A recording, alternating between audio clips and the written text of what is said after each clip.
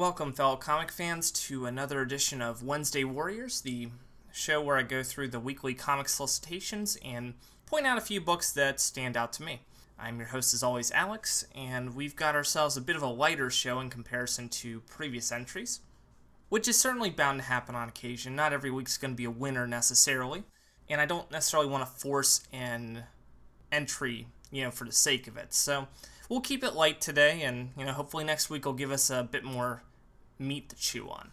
So the first book that stood out to me is from Dark Horse Comics. It is Dead Inside Volume 1, written by John Arcudi, and I'm definitely going to mispronounce this artist name. I apologize in advance, but I'm just going to give it the old college try just for your entertainment. Tony Fejula. That's at least how it sounds to me. So the basic premise behind this sounds right up my alley. It is a mystery centered around a prison, actually.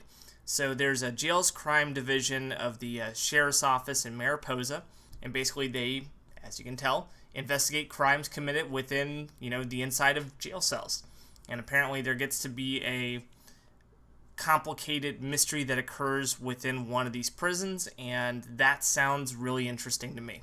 If you're into crime stories, it might sound like it's up your alley. It's a 5-issue series, and it is going for $17.99.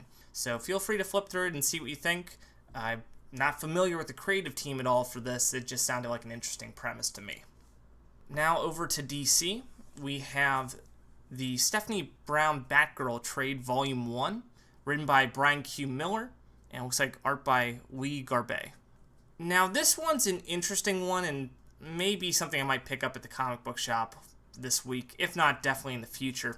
This takes place during the era of Batman that I've jumped into comics for, actually. It was the era when Dick Grayson took over the title of Batman, and you had Tim Drake doing his own thing as Red Robin, you had the Batman Robin book, and then you had Stephanie Brown Batgirl, which I'm not a huge Stephanie Brown fan, but mostly just because I've not read much from her.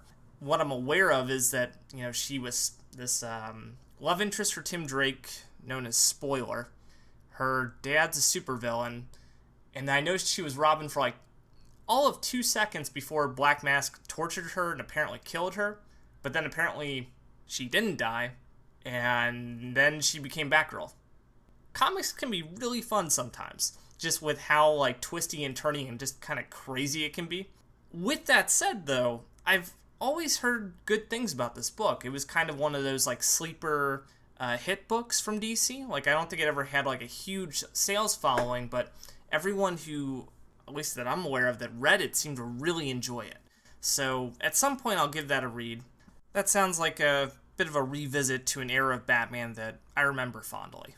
Another DC book to talk about is Dark Knight's Metal #1, written by Scott Snyder, art by Greg Capullo. The acclaimed New 52 Batman creative team is back on a DC event, and I'm a little behind on this right now because I did pick up, there were 2 one-shots, I guess, to set the stage for this event.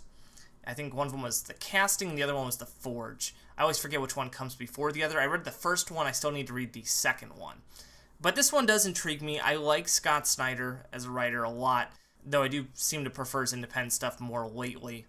And Greg Capullo is an amazing artist, so I'm definitely going to give it a try. The opening one-shot of this seemed to have me interested in the premise. I guess it's dealing with a lot of dark multiverses, and honestly, because I'm a little behind on the previous one-shot, I'm not too familiar with what the premise is, and I'm trying to kind of keep relatively spoiler-free. But mind you, these are 2 of the best creative teams working in, a Big 2 title right now. And let's see, what is the price for that? Okay, looks like it is going for $4.99, which, let's see if maybe there's a page count they give, possibly. There's not any page count at least given for this. I'd imagine it's probably a bit oversized because DC does tend to add on pages when they give the $4.99 price point. But just keep an eye out for that, and especially if you're a DC fan or a Scott Snyder fan or Greg Capullo fan or all the above, this seems like one of the, big new exciting things to check out from DC. So $4.99 once again, and moving on to the last entry, like I said, really short.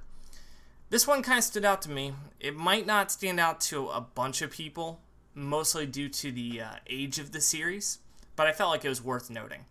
Mage Hero Denied, issue 1, written and drawn by Matt Wagner, and apparently this is the third and final volume in Matt Wagner's fantasy trilogy of Mage.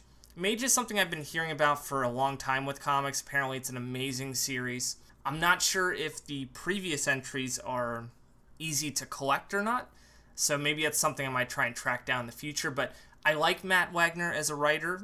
I think the big thing I read from him was Trinity at DC, and that was a fantastic story, so I do trust his storytelling sensibilities, and apparently this is like a massive, hit comic book run that's, I guess, finally coming to an end, so that'll be interesting. It's going for $3.99, and apparently it's going to be, at least it's solicited as issue 1 of 15. So if you're a longtime Mage fan, this will probably be for you.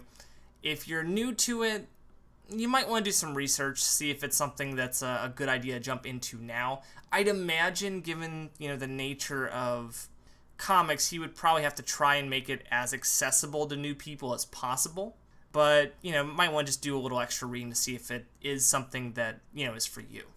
And that is it. Like I said, nice, short and sweet, not too much rambling on my part, but it was a nice, couple books that might be worth your time. So feel free to share this video if you'd like, and like or dislike the video. I'd like to get some honest feedback, so if you dislike it, that's not a problem. If you like it, that's great. Though I would like to, hear some suggestions, especially if you do dislike it, on how I can improve.